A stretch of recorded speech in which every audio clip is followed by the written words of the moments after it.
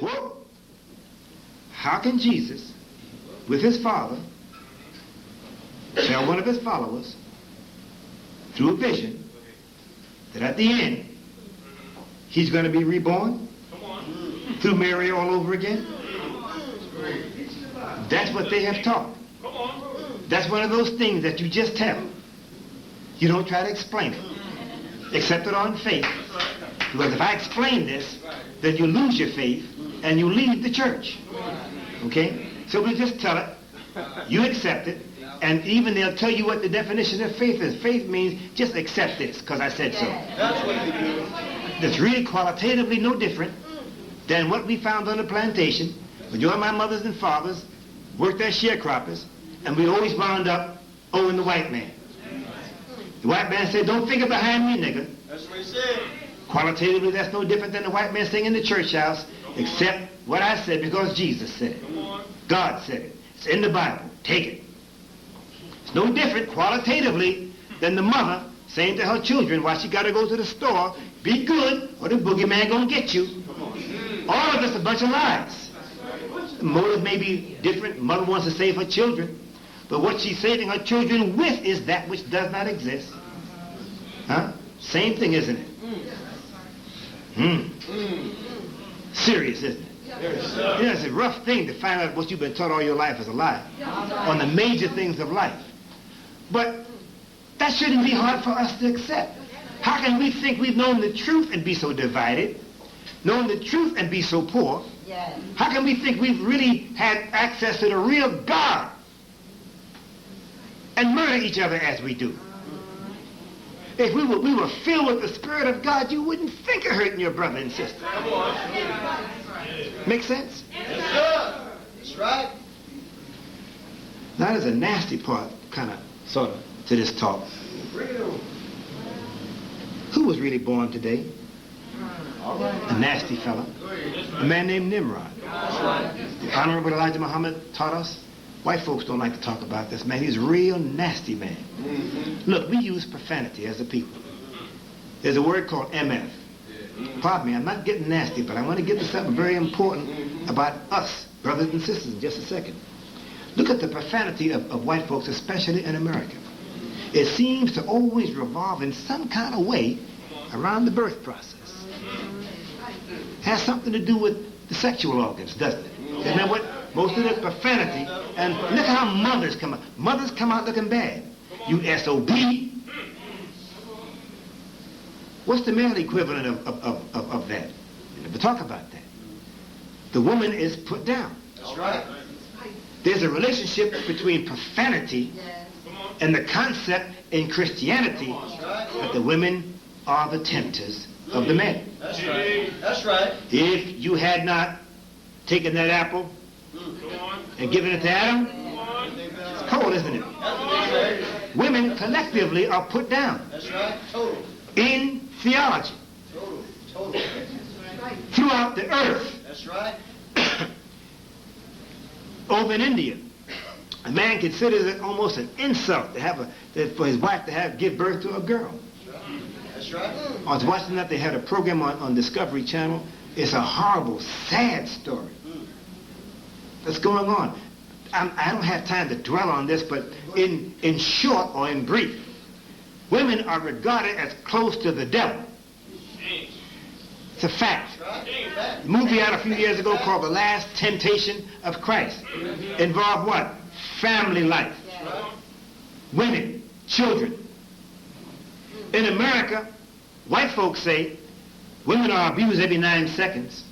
Children every 13, or maybe it's the other way around. Every few seconds, a woman is being punched in the mouth, stomped on, kicked, whatever.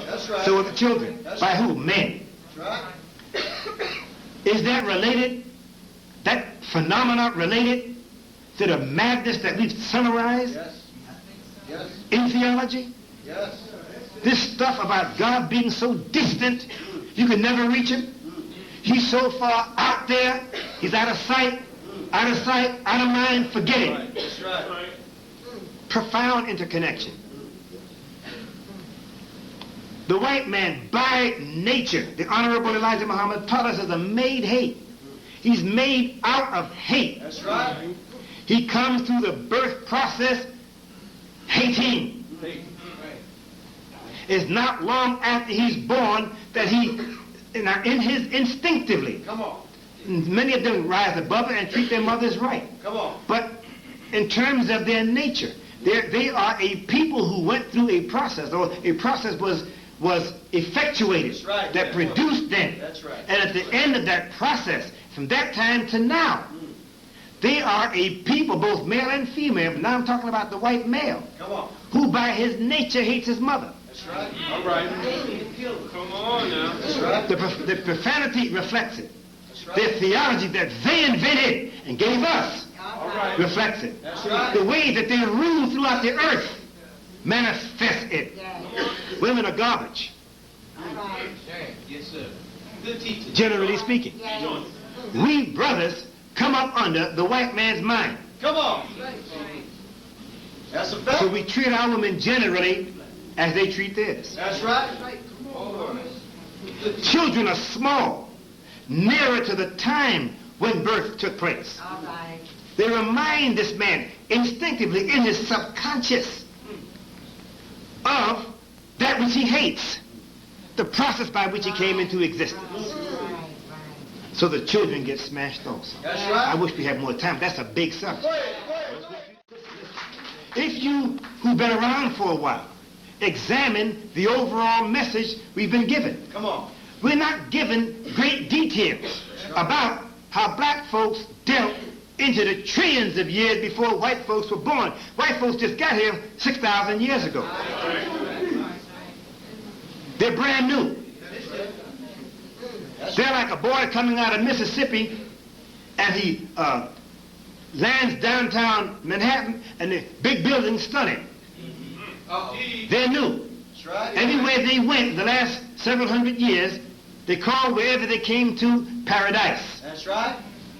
That's What, right. therefore, were they calling the people Come on. in their subconscious? Come on. And they ruined the people. And the area that was once a paradise now is called playground. That's right. They turn it out. That's right. And the main thing they do is go through the woman, control her mind as best they can, and lead her to serve them. That's right. And try to make the men in that civilization a bunch of punks, like they've done us. That's right. That's what they've done. Brothers, when we get our stuff together, Come on. not it. That's right. And we will. There's nobody gonna be messing with our woman anymore. No, sir. Yes, sir.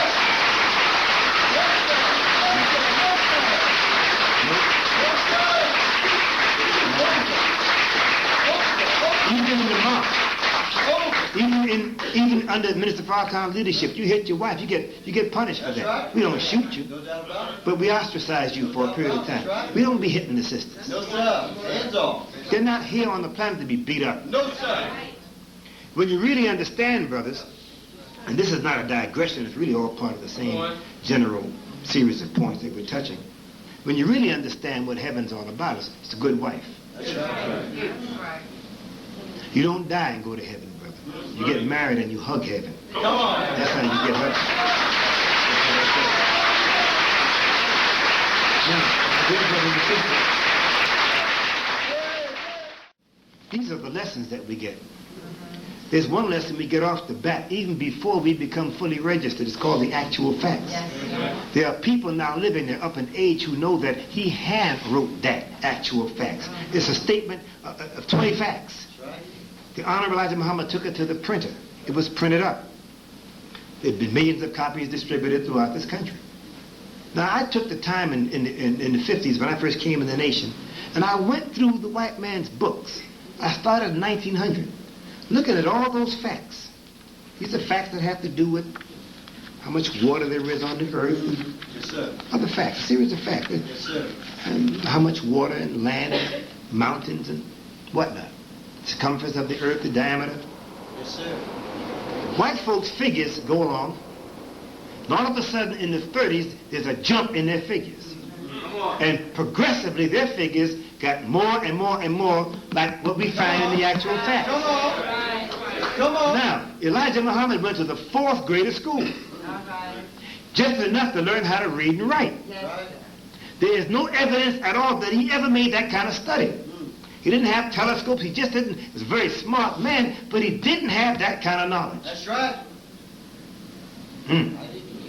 Let's just stop at that one lesson. There's 6 written lessons, just that one. What kind of knowledge do you have to make these kind of measurements that accurate? White man didn't have instruments. That's right. That's right. He didn't know enough math to be as accurate. That's right.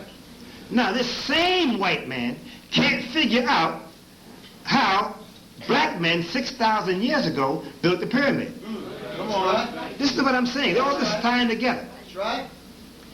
We don't know how the pyramids was built. No, sir. When I was in school, they said it was done through slave labor. People that smart don't need slaves. That's right. But anytime you can take 30-ton granite stones, put them together, build pyramids, use no glue, you're very smart. Very smart. That's right. And the builders of it, the white people, the scientists throughout the earth know the people who did that are superior in intellect and in science over the wisest people on the earth right now, white folks right now. The Japanese made a smaller model of the pyramid. They still couldn't equal the measurements and the accuracy with which the pyramids were built. We were told by the Jabril Muhammad, black people will never really learn, really see to what extent we are gods and goddesses until we go back in history prior to the white man's birth. But the problem with that is, if you go into that kind of knowledge, he said, white folks would take advantage of it. He said even the knowledge of how the pyramids were built, the hydraulics that were used to build it can't be given. The brothers have it in their heads. If white folks get that, they're going to make use of it. He said wait until their power is broken. Then you have the release of this, that, and the other. Now, he built the pyramid as we were going to sleep. Listen to this now. He told us that God told him, as we were about to take a 6,000-year nod, we left it as a sign. Come on. The brothers and sisters back there did that to tell you now who you are and how heavy you are. But they can't go but so far, but it's a glimpse. Now listen now, each one of you, you can't say you haven't experienced this. You've already experienced the sensation that there's something special about me. Now because of our bent condition, the tendency is for us, bear with me just a few more minutes. The tendency is for us to isolate ourselves and say, nobody understands me. Because we're isolated one from another. That's right. We don't know enough about ourselves. That's right. And what we have learned about ourselves is not of such a nature where it naturally does what that kind of knowledge does. The knowledge of ourselves automatically generates self-love.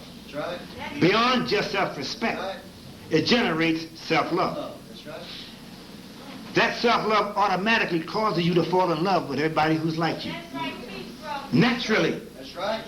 That's why other peoples are able to come to America and no time they got banks. No time they're up and moving out. Because they trade money. They have a greater love and trust for one another. That's right. They will do each other less evil. That's right. We are not yet up off the plantation mentally. No, So we still do the evil now that we did back there 100 years ago.